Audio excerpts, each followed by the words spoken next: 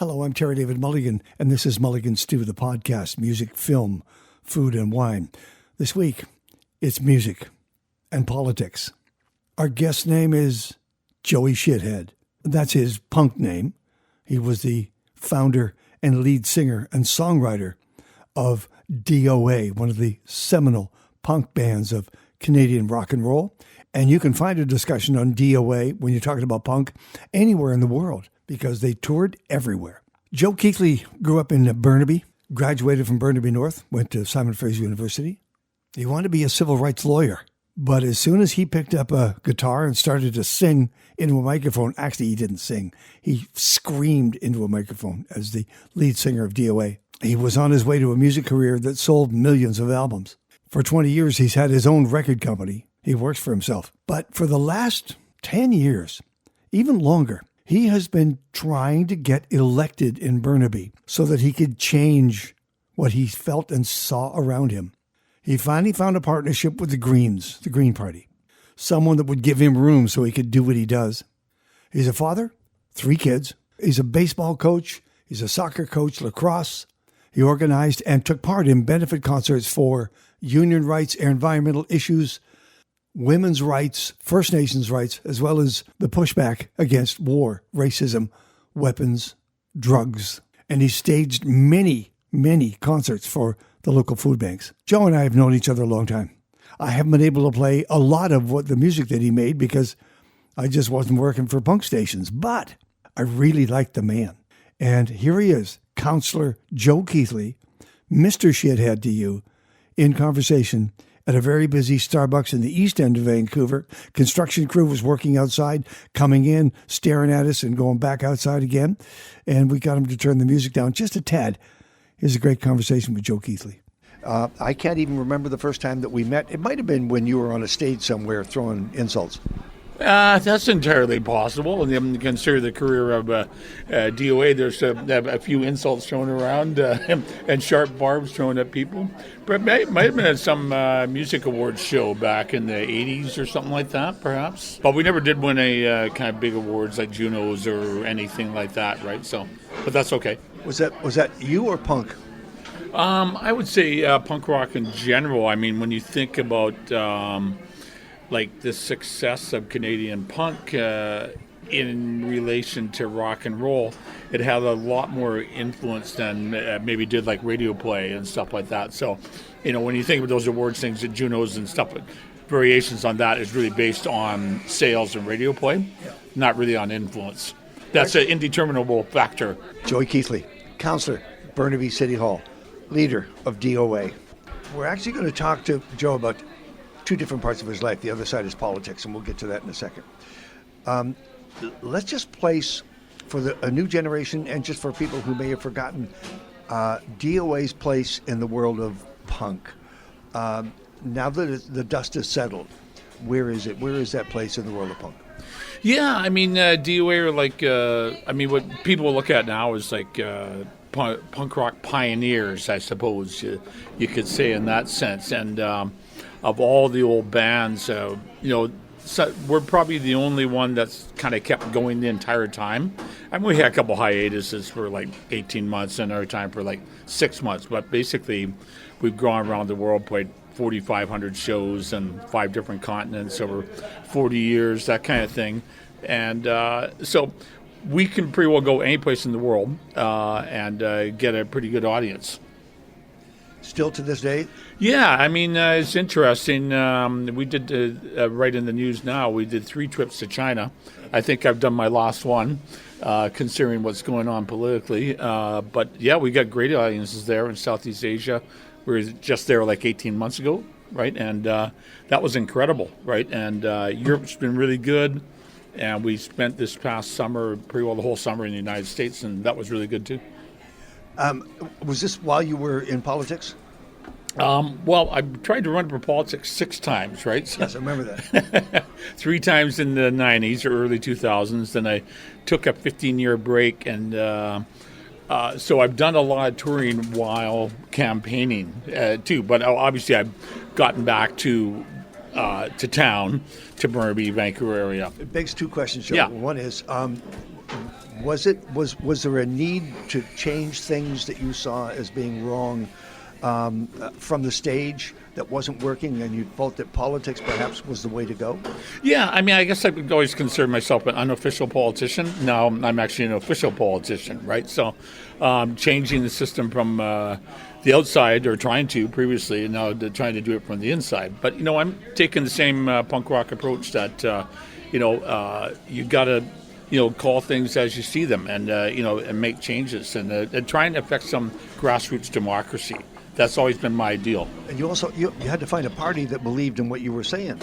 Yeah, I did try. I had previously been originally a member of the Green Party, and then I was a member of the NDP for a while, and then I went back to the Green Party, and I found they were really open-minded, and they didn't really care about the music past. In fact, they thought that was actually pretty interesting, right? Because it does open doors. Get people know the band and know me, and they have that respect for that, even if they're not fans of the music. Joey Keithley, councilor, Burnaby City Hall, leader of D.O.A. The transition from standing in a room with bad audio to people who would have no idea where you came from or how you got on that stage. But somehow you got to them. Yeah, it's interesting because, I've done tons of door knocking, and because I ran 3 elections, 016, 017, 018, right? And 2 of them provincial, 1 city, obviously. And so having knocked on about 10,000 doors and talked to people, you get a real, sometimes you'll know people, okay, I think I know this guy. I've seen him in the newspaper before, right? As long as it's not, I haven't seen me on an FBI poster or anything like that. You don't want to be known for that, right? So, but other people, it's just like, okay, well, what's your policy? So you got to come in with a few points that are positive that you think that they might be interested in. What finally turned it around, do you think? I think it was almost the sheer longevity going at it that long, right? That people went like, oh, okay, yeah, I get this guy. He's determined and he believes in this. He's part of the community. I mean, I've lived in Burnaby all my life, so it was an obvious thing. And I coached baseball here, and my kids went to school here. So like a lot of people in the community knew me, and we end up getting elected on the most minuscule of budgets possible, like a 40th of what our opponents spent. What were well, you knew how to do that because you came from independent rock. Yeah, it's like, we took a do-it-yourself punk rock guerrilla approach. Yeah, DIY. That's the whole thing, and it was really about just connecting with people in the street. If you saw somebody walking in the street, come up, introduce yourself. Hi, I'm Joe Keithley. I'm running for the Green Party. What was your platform? What were your issues? I mean, the main issues was try and create some affordable housing, stop the demo evictions in Burnaby, which our previous mayor had orchestrated, and other stuff like trying to help homeless people, help disadvantaged people, and grassroots democracy. Are you talking about gentrification? Well, in a sense that, it's even stronger than that. It's not even, because gentrification usually involves taking a neighborhood and slowly eating away at it, and then revamping apartments and charging triple, right? This involved just knocking down 2 or 3 story walk-up apartments, kicking the people out, and then building 40, 50 story towers at quadruple the rents. So it didn't, at the same time, our city had over $1 billion in the bank, but we were kicking people out of their houses, and we didn't have a homeless shelter. So I really just said to people, look, what's wrong with this picture? And people went like, lots. So that was easy. Like, we knew what was wrong right away, and we identified it, and we pushed at that, which is what you do in politics. He is Councilor Joe Keithley, Burnaby City Hall. He's also one of the founders and the lead singer and the writer of D.O.A, legendary punk band. We're at Starbucks in East Vancouver. I'm Terry David Mulligan. This is the Mulligan Soup Podcast. Now, Joe, from the stage, every time you were on that stage, whether you were angry or not, you oozed anger. You literally ate up the microphone. What did you do with that anger when you became a politician? You got to channel stuff and pick your spots, I suppose, right? I'm trying to channel the anger in a positive way, where you can. I want to get a city and a region where people feel like they're involved and have some say. Because I think the problem is that people vote for politicians once every 4 years, and then the politicians usually thumb their nose at them. And that's the same old story. And that's why young people are so skeptical and not interested in politics, right? Exactly. Yeah. So you've got to get them involved, find a way that they feel like they're participating, or they are, not feel like, but they are participating. Did they vote for you? Yeah, we did really well with younger people, right? What was your message? How'd you get it out there? What was about the housing? On unaffordable housing. So whether you're talking about like a townhouse, a condo, or a house in Burnaby is just like the question for young people, right? But the possibility to get in on, apartment building or a tower or something like that. Did you combine D.O.A. on stage and you as a politician? Did you do speeches and music on the same event? Well, being in the entertainment business and punk rock band, I usually kept the speeches short, right? So, and I learned that it was not very effective. Like years and years They're ago. not there for speeches. They're there for excitement. Yeah. Which is what you get on stage as a rock band, punk rock band, whatever. Your job is to work people up, get them excited, and so they walk out there going like, "Wow, that ripped," right? So. Did you have to school yourself on your F-bombs in council? Oh yeah, but I pretty well learned that as a minor league. Coached my son's baseball team for 6 years, right? And there were plenty of plays where I felt like saying something that might not be that polite, but I usually just took a clipboard and slapped my knee instead, right, and just contained it, right? So no, I'm pretty good at turning it on and off.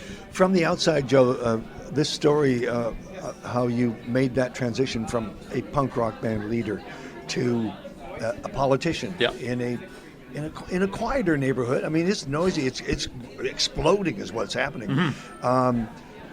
That's quite a transition, but you wear it well. You thought this through, and you actually made the commitment years ago to actually go down this path. Right. I think it was an easy thing to do. I got involved really kind of funny about 96. The city had some property owned by the universities jointly that they wanted to cut down. That was like a forest, right? And it was kind of a de facto 20-hectare park in our area, Burnaby. And so we organized this petition to try and stop the city from cutting it down and moving electronic arts onto the site. We failed in the poll in the petition, and it got cut down anyways. But a guy called me up from the Green Party and says, "Hey, you want to run for us in the provincial election?" And I said on their end of the phone, like, "You sure you got the right number here? You know who you're talking to, right? This is Joe from D.O.A., right?" And I said, "Thanks for calling." I hung up, and then I thought about it for a couple of weeks, or something came up, and I phoned him back. "Hey, I'll be your candidate." And that first election in 96, they gave me 3 signs made of cloth with 2 wooden stakes at the end of it. And I bribed my kids with candy to come around and deliver flyers with me. They were like 6 and 8 years old, so we travel in a little pack from neighborhood to neighborhood handing out flyers, right? I got 500 votes, right? So it was not a bad start. How many did it need to put you over the top? This time was 16,000. Did the kids come along for this last campaign? Well, my oldest son's in Toronto, so he couldn't make it. But my daughter and my youngest son, Georgia, and youngest son, Clayton, were helping out. Yeah, absolutely. Did you get a sense you were onto something that maybe this would be the year? It was really hard to tell because usually when I take polls, even in Burnaby's 250,000 people. It's the 3rd biggest city in BC. But in that size, the poll was about $20,000. Our entire budget was $9,000, so we didn't even consider a poll. But I got a call from Andrew Weaver, the leader of the BC Green Party, about 3 nights before the election. And he was really excited. And he says, "Joe, I just got a tip from a pollster. Whatever you're doing, keep doing it." So the last, we were already on a full-time schedule, but the last 3 or 4 days it was like 18, 19 hours a day, outdoor knocking, handing out flyers, organizing. And what was it you were doing? Just going and talking to people and making a connection, right? That people went, "Oh, this guy's pretty level-headed. Okay, he knows what he's talking about. He's from the community." And how many signs did you have? We went with 250. Okay. So we increased it from 3. But as a green, it's really funny. This is the funny part. We only had a budget for 150. So I recycled 100 from the provincial campaign the year before and cut off the bottom half of it and put those up. Right. Do it yourself. Yeah, and green, recycle, reuse, reinvent. What was election night like for you? What were you thinking going in? Were you telling yourself, don't get your hopes up, and then what happened? Well, it's really interesting. We got all the Greens, Burnaby Greens, over at my house. So there's about 50 of us, right? And bought a bunch of beer and ordered a bunch of pizza. And we thought the election results were going to be, it's all going to be over by 8:30. The polls closed at 8. And we didn't get the results to 11:15. So it's 2 hours of nervous tension, because when I first looked at the results on my laptop, then I went, I'm in 9th place, and there's only 8 positions elected. So I went, another one of these where I just missed. And so I stopped paying attention. Then my daughter, Georgia, started screaming, Dad, you're in 7th. And she started jumping around like super happy. And then I went back to 8th, and that was like, back and forth kind of all night, and ended up in 8th, but not that far off of 1st as far as the council goes. So it was like really tight, and people were super excited, and it was amazing, because I said we spent nine grand on our entire budget, and our opponent spent $400,000. So there was like, and we almost elected 2 more councilors, right? They were really close. Like we got 8th, 10th, and 11th. And when you put your head down that night, it was just you and your thoughts. What were you thinking? What have I done? That was kind of like everybody was really excited, jumping around, because we also elected a school trustee too as well. They're all jumping around, and pat me on the shoulder, going, "Way to go! I knew you could do it," type thing. And I was going like, what the hell have I done? It was, so it was definitely that kind of feeling. But the next morning I got up and went like, wow, I'm a councilor. And I went down to City Hall, and the realization was there, because the people at City Hall went, oh, hello, Councilor-elect Keithley. And I went, oh, I'd never been addressed like that in my life. Yeah, I was just going, wow, okay, this is different, right? In the meantime, did you have to put your music career on hold? Well, we played a lot. D.O.A. did a new album, came out in May, called Fight Back, on my label, Sudden Death Records, and we toured all summer in the United States, and then a little bit in the fall. But it was kind of funny, because my fellow councilors and mayor would go like, hey, Joe, you got any more tours? And I had a few weekends still booked after I got elected, and I said, well, sorry about that. I didn't know I was going to get elected, so you have to make a living, right? So. But we have a few things this year. We did 60 shows last year. We'll probably do about 25 this year. So really cut in half. And how goes the world of punk rock and touring these days? Are there venues? Is there an audience? Yeah, there's a really enthusiastic audience. We're getting like a younger audience, which is really good. People like under half my age. Like I'm 62. So the audience we're getting is like 20 to 35 years old, around there, right? In that range, depending. Well, the business is classic, cyclical. What goes around comes around. Yep. Right. You just wait a generation, and there you go again. Where are we now with punk rock? I think we're like in a bit of a new creative cycle where it's not like really big commercially, like maybe it was kind of the pop punk bands of like 10 years ago, when Green Day was really huge, and you had stuff like Blink 182 or whatever. So it's a bit of a down cycle, but I think politically and force-wise and momentum-wise, it'll come back up the closer we get to the next American election, because Donald Trump is an impetus. Yes. Have you written a Trump song? We did. There was one written about Ronald Reagan, who now seems like a mild, kindly old gent compared to 8 grams. Yeah, I hate to say it, but she seems relatively nice compared to Donald Trump. But it was an old song called Effed Up Ronnie, so now it's Effed Up Donald, right? Okay. So, yeah, you get the idea. I get the idea. Give an example, just an idea of, we may not understand what you're saying to us, but tell us about your day-to-day. Tell me about you, the politicians, and your day-to-day. Yeah, okay. I'm actually down at City Hall at noon. I was there last night. We had a planning, and I'm on the Planning Development Committee. So one of the things we've initiated was like to get more basement suites, open that up in Burnaby, and laneway housing. So meetings? Meetings, today talk about creating a music society today to help kids that get instruments into the hands of disadvantaged kids in Burnaby. And there's lots of them, right? So, because we think music is a wonderful thing that goes across all boundaries. Exactly. Yeah. And then you know what? I've got the next tonight, all day tomorrow, and most of the day Thursday out in Richmond. It's a boot camp for newly elected officials, where we learn about all the metro water, garbage, taxes, financial, stuff like that. And then there are meetings coming up. I'm just got appointed to the Metro Water Board, so we would know water is a precious thing, so, look at Dr. Strangelove. That's an inside joke. Yeah. Back to punk for a second. Yeah. You're an original. How many originals are left? Oh, in D.O.A. or in general? In general, and just around Vancouver as well. Yeah. Well, I mean, the guys from the Point of Sticks, pop punk, but it's punk. All those guys are still going. And they've been playing every 3 or 4 months. That's great. A lot of their old hands are not there anymore. Sadly, recently Randy Rampage passed away, and Dave Gregg and Brad Kent and Wimpy Roy, all stalwart members of D.O.A.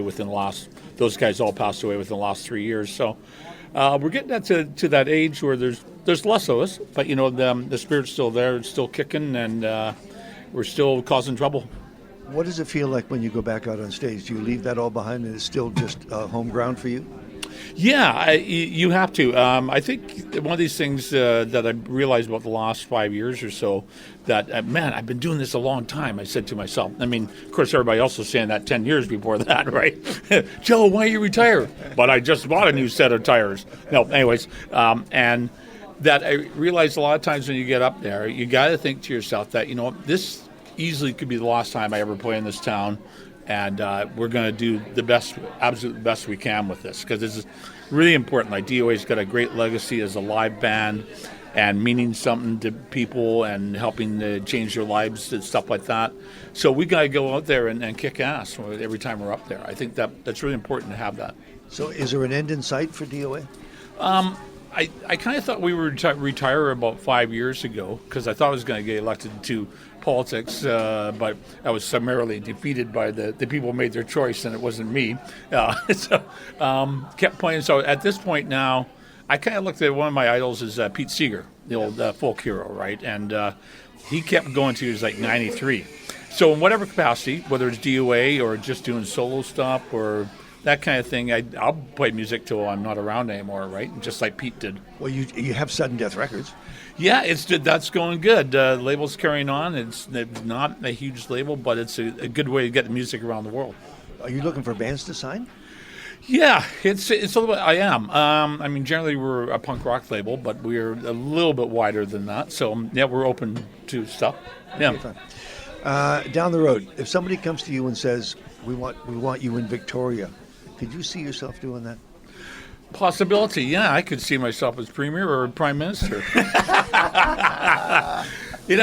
People, Terry, people always vote for S-heads, but this time they voted for... Anyways, yeah. You know what? If you can get in a position to change, affect bigger change, why not? Does Shithead still live? Well, I haven't really used it in years, right? But it's kind of one of those nicknames that you never get rid of. We all had nicknames. Yeah. Well, that was the thing. I was just watching Straight Outta Compton the other night. Watched it again. It's a great movie. And, all the rap guys, gangster rap, they looked at the punk rock guys and went like, wow, those guys all got crazy nicknames. What are your kids listening to? My youngest son, Clay, listens to punk rock. But new hardcore punk rock, a bunch of bands you never heard of and I never heard of, right, type of thing. And my daughter George is a mixed bag, and my oldest son Jake, it's a mixed bag too. Wow. But the youngest one's the punk rock guitar player and band. Let's talk to the audience for a sec, just as we close here. Sure. If they want to do this, do it yourself. If they want to succeed the way you have, no matter what business or life they're coming from, but politics or just activism is ahead of them, do you want to give them just a couple of nuts and bolts about what to do and what not to do? Yeah, I think the thing about the DIY ethic, you got to be prepared to put an awful lot of time into it. I started a record company, going for 20 years, a band for 40 years now in politics. That I think, can I tell people this in music especially, that if you have an idea that's good, stick with it. Don't be afraid to change and adapt, if it doesn't work at first, but stick with it, right? And that's kind of what I did in music and what I did in politics. Like I said, ran 6 times, it finally worked, right? Because I learned from all the previous times. Do you have to know when to pull out? You got to, what Clint Eastwood would say, a man's got to know his limitations, right? I would say there was more like, you just keep going, don't back down. Yeah, it's more like just keep standing up to them, right? And that goes for organizing. That's why I would encourage people, young people, to get involved is in organizing. If you have a cause you believe in, get out there and organize your neighbors, because this is how things change. People always think things change from big politicians, big media, and big companies. But they're really just poll readers. So people realize they have more power in their own hands, and they organize together, they can change things. Especially with the internet. Yes, there's a way better chance of organizing now. If you look at around the world, any number of causes, and some of them have gone awry and not been particularly good, but they managed to organize it, through social media, right? You got a Facebook page? I do. If you go to, it's only the punk rock one, D.O.A. Punk. Yeah. How do people find you, Joe? They go to suddendeath.com. That's the easiest. Yeah. Well, Councillor? Well, okay, yeah. You know what? Same as always there, Terry. Talk minus action equals 0. Yep. That's a good bumper sticker. Yeah, we've sold a few. When's your next election? 4 years from now. Actually, the countdown's on. I guess it's 3 years and 8 months. Have a great boot camp. Okay, thank you. Thank you, buddy. Thank you. Joey Keithley, Councillor, Burnaby City Hall, leader of D.O.A, always and forever. This is Mulligan Stew podcast at a rather busy East End Starbucks in Vancouver. In conversation on Mulligan Stew, the podcast, with Councillor Joe Keithley from Burnaby City Council and Joey Shithead, the lead singer for the punk band D.O.A. Thank you, Joe. Nice. Listen, coming up, here's some of the conversations we're going to have. Tom Wilson from Blackie and the Rodeo Kings, but in this case, he's bringing his music from Lee Harvey Osmond. He's going to be talking about his new book and his painting and his artwork. And the album is called Mohawk, by the way. Tom Cochran is getting back on the road with Red Rider, and we'll be talking to him in early spring. Colin Linden is out there with a brand new album. We'll talk to Colin, like him a lot. And I hope to be doing an Oscar special before we get there. We're trying to gather up interviews to make a special for you. This is Mulligan Stew, the podcast. It's now housed in a new website called mulliganstew.ca. It has Tasting Room Radio, also a podcast. It has Mulligan Stew Podcast that you're listening to, and it has Mulligan Stew Radio from CKUA. Enjoy. Have yourself a great week.